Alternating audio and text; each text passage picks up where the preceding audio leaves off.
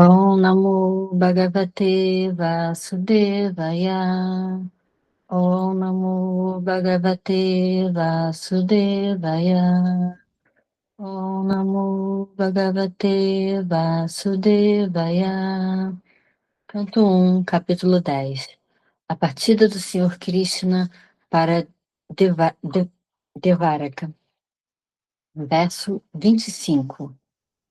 Sempre que há reis e administradores vivendo como animais, nos modos mais baixos de existência, o Senhor, sob sua forma transcendental, manifesta seu poder supremo, a verdade positiva, demonstra misericórdia especial para com os fiéis, executa atividades maravilhosas e manifesta as várias formas transcendentais conforme seja necessário em diferentes períodos e eras. Verso 26. Ó, quão supremamente glorificada é a dinastia do rei Yadu, e quão virtuosa é a terra de Mathura, onde o líder supremo de todos os seres vivos, exposto da deusa da fortuna, nasceu, vagueou em sua infância. Vou ler novamente, verso 25. Sempre que há reis, administradores, vivendo como animais nos modos mais baixos de existência, o Senhor, sobre a sua forma transcendental, manifesta seu poder supremo. A verdade positiva demonstra a misericórdia especial para com os fiéis. Executa as atividades maravilhosas e manifesta várias formas transcendentais conforme seja necessário em diferentes períodos e eras. Verso 26. Ó, quão supremamente glorificada é a dinastia do rei Yadu.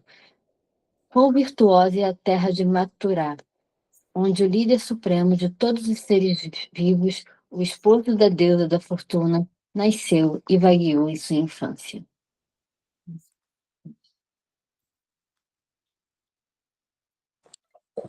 Bom dia, Hare Krishna, Namastê a todos. Obrigado, Mari, obrigado, Tulasi, pelo sadhana. Eu vou fazer, então, uma pequena dissertação desses dois versos. Om Agyana Timirandasya Gyananjana Shalakaya Jaksurun Militam Yena Tasmai Shri Gurave Namaha. Om. Então, nós estamos estudando o capítulo 10, a partida do Senhor Krishna para Dwarka. Qual é o D-U-V? Se pronuncia Dwarka, Dwarka, que é a cidade onde Krishna ele vivia como rei, casado com as princesas, né, as rainhas. Aliás, ele tinha uma rainha. Então, nesses versos, eu vou ler aqui o sânscrito. Canto 1, capítulo 10, verso 25. Yadai adarmena tamodyo nripa jivanti tatraisahi sadvata kila date bagam satyamritam dayam yaso bhavaya rupani dadar yuge yuge. Verso 26. Aho alam shlagya tamam yadokulam Aho alam punyatamam madorvanam Yadesha pumsamrishabha shriyapati Svajanma chankramena chantati.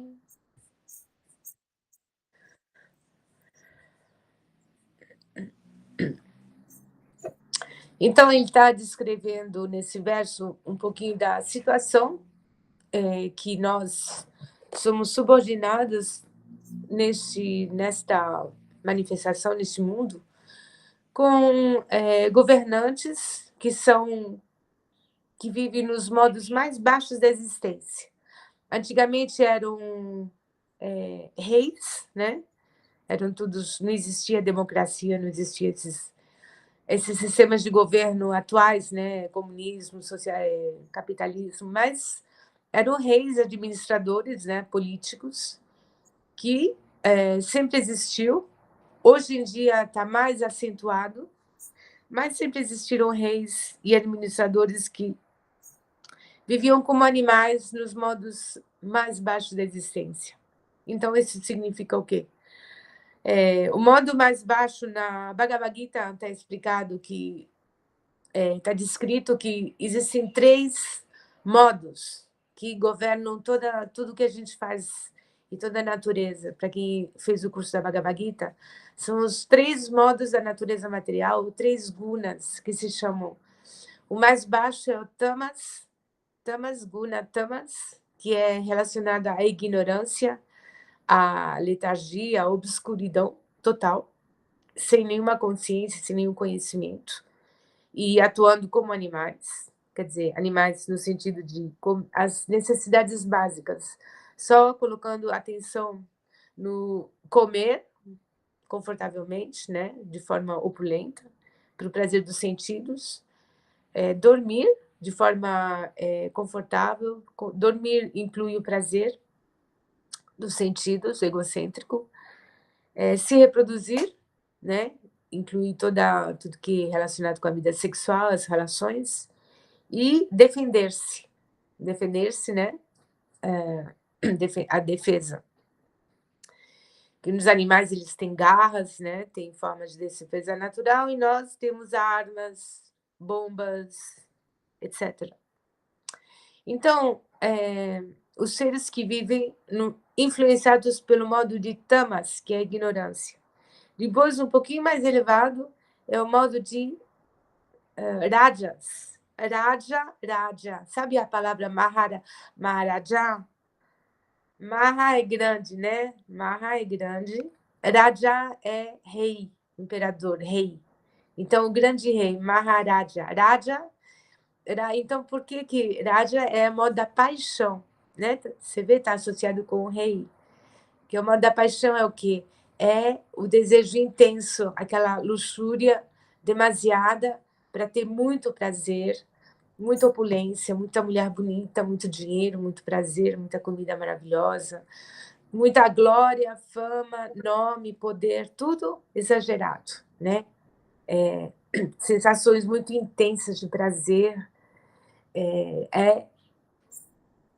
tipo, é vermelho, né? A gente representa a paixão por vermelho, né? O amor apaixonado é vermelho, né? A paixão é aquela ambição, aquele desejo intenso de prazer.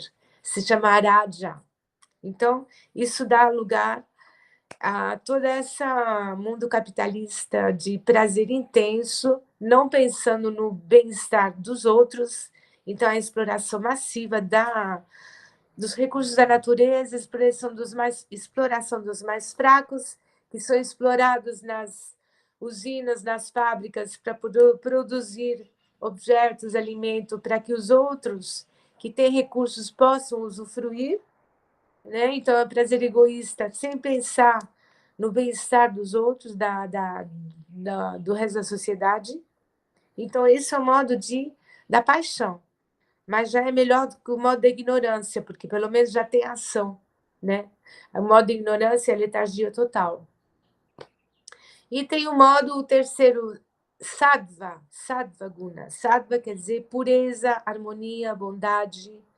Então, são os seres mais conscientes que saíram do modo animal, saíram do tamas, do rajas, e se estabeleceram no modo onde há uma consciência. Consciência quer dizer coração. Consciência quer dizer você sente, você começa a sentir compaixão pelos outros que sofrem ao seu lado. Então você não consegue mais explorar os outros para ficar rico, porque você sabe que a exploração faz outros sofrerem. Então você tem empatia. Empatia é o quê? É que você se coloca no lugar do outro, né? Você não consegue usufruir enquanto você vê gente ao seu lado morrendo de fome, não consegue, né? Quando você está no restaurante, é muito desagradável ver um mendigo pedindo comer, a coisa mais horrível, você não consegue mais comer. Então, isso quer dizer que você já está no modo de sattva guna. Você começa a se alimentar de alimentos que não provocam violência, né? Que são alimentos sádvicos, que são tudo que a natureza dá sem ter que gerar sangue. Então, frutas, cereais, grãos, oleaginosas, né? Nozes, raízes, as especiarias que são dadas, né, pela natureza, os grãos, tudo isso é alimentação não violenta, porque você não precisa provocar sangue e gritos de dor só para o seu prazer pessoal. Então, voltando ao verso, os reis e administradores que viviam como animais nos modos mais baixos da existência, significa que eles só eram voltados para o seu próprio prazer egocêntrico e explorando a humanidade só para seu próprio prazer egocêntrico. E quando o mundo, né, a criação, ela tem um equilíbrio natural, né, de bondade, de maldade, de paixão, de harmonia. Existem os dois, né, as trevas e a luz. Mas quando as trevas elas tomam conta e dominam sobre o mundo, então o Senhor Supremo, né, se existe um Senhor Supremo, se existe uma fonte de amor absoluta, então que, como nós falamos assim, que o pai, ele visita os filhinhos, né? Quando é o pai, ele visita de vez em quando, mesmo se o pai viaja para negócios, ele vem visitar a família, né? Para ver se está tudo bem, né? E dar dinheiro e assim, acalmar os filhinhos, e também que ele tem saudade dos filhinhos, ele precisa do amor, né? Da sua esposa, dos filhinhos. Então, da mesma forma, o Senhor Supremo, ele vem nessa terra, né? Nessa Bhumi, chama Bhumi, a terra é Bhumi em sânscrito, para restabelecer o Dharma, que está totalmente assim, desequilibrado, né? Perdido. Então, ele vem, esses são os avatares, tá? Explicado aqui no Srimad Bhagavatam, que os avatares são as expansões do Supremo, Vishnu, que ele vem diferentes formas, com diferentes... são lilas, passatempos, né? Lila quer dizer passatempo. Passatempo por quê? Porque o Supremo ele é tão rico que não precisa trabalhar. Então, ele se diverte, é um passatempo, né? Se chama lila. Então, ele vem em diferentes formas e ele aparece, então, para restabelecer o Dharma e ele manifesta atividades maravilhosas em formas transcendentais, que não são feitas de elementos que vão gerar entropia como nós, né? A terra, a água, o fogo, tudo isso, quando nós nascemos, está tudo organizadinho, bonitinho, isso que nós, dá nossa beleza, a pele toda esticada, né? Nossa juventude, mas tudo entra em entropia, em desestruturação. E a gente vai envelhecendo. A gente não. Nós somos almas, o corpo, né? O corpo do personagem vai envelhecendo até que chega um ponto que a entropia máxima é a morte do personagem. Ele não tem, né? O Senhor Supremo, ele é feito de matéria transcendental. Ele não é feito de elementos que vão levá-lo à entropia. Então, com esse contexto, né, com esse objetivo, ele aparece, então, o avatar de Krishna, né? Vishnu, ele aparece há 5.000 anos atrás no planeta, e tem toda, então, essa história que aconteceu, né? O Krishna Lila narra toda a vida, os passatempos de Krishna, quando ele era pequenininho, em Vrindavan, depois ele cresce, ele vai para Mathura, onde ele vira rei, ele se casa, né? E ele participa, então, indiretamente da Batalha de Kurukshetra, ajudando Arjuna, que é o seu melhor amigo, os Pandavas, que essa guerra foi provocada para autodefesa, não foi uma guerra santa, né? Como tem nas religiões, né? Para que Deus apareça para falar a verdade. Não, não é isso. A Batalha de Kurukshetra foi só para autodefesa, né? Para os Pandavas, eles não podiam desaparecer do planeta, eles eram pessoas dármicas, eles eram seres totalmente puros de coração, devotos puros do Senhor Supremo. Então, eles tinham que ficar para continuar, né, a administrar a civilização. Então, por isso que houve a Batalha de Kurukshetra. Então, as atividades dele são tão maravilhosas, né, do Senhor Supremo, que ele é... Ele fala assim, que no segundo verso diz: onde o líder supremo de todos os seres vivos, o esposo da deusa da fortuna, nasceu e vagueou em sua infância. Com supremamente glorificada é a dinastia do rei de Yadu, e convertosa é a terra de Mathura. Então, Mathura é onde Vrindavan é onde ele nasceu e cresceu, é um vilarejo, e Mathura é o lugar onde ele foi para ser rei e para participar, né, de toda essa novela, né, transcendental que foi o Mahabharata. A Bhagavad Gita faz parte do Mahabharata, onde ocorreu a guerra, e ele fala, né, ele dá toda essa sabedoria. Então, os sábios querem dizer é que, ouvindo falar sobre as atividades transcendentais do Senhor Supremo, qualquer alma, ela se purifica a mente, purifica o coração, purifica os sentidos. É transcendental. Tudo que tem relação ao Supremo, ao Senhor Supremo, é totalmente transcendental. E te dá ananda, te dá felicidade transcendental, te ilumina, te tira da ignorância, das trevas, né, dos gunas, dos modos da paixão, da ignorância, e te coloca imediatamente no Sadhvaguna, mais do que Sadhvaguna. Você ouvindo sobre as atividades transcendentais, sobre a forma transcendental do Senhor Supremo, né, que veio ele veio como Krishna, mas ele veio como Narasimhadeva, como Matsya, como Kurma, como muitas avatares, né? Ele, então, ouvindo sobre as atividades transcendentais, porque são transcendentais, embora apareçam desse mundo, nós nos purificamos e imediatamente nós sentimos Ananda, bem-aventurança, e o coração ele é purificado de todas as ervas daninhas que nos amarram neste mundo de ilusão.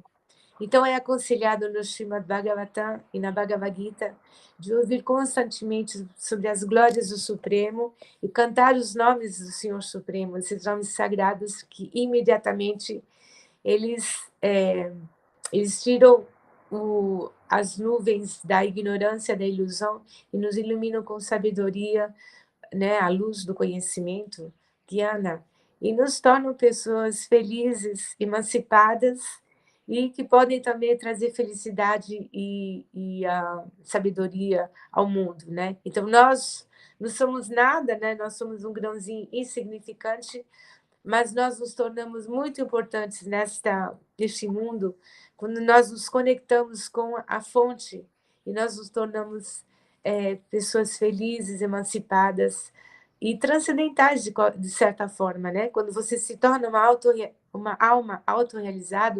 realizado, você se torna transcendental. Isso significa o quê?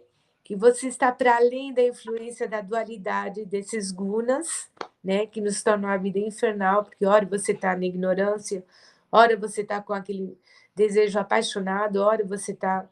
É aquela coisa, né, que te balança. Você é só uma marionete nas mãos dos três gunas, dessas três energias.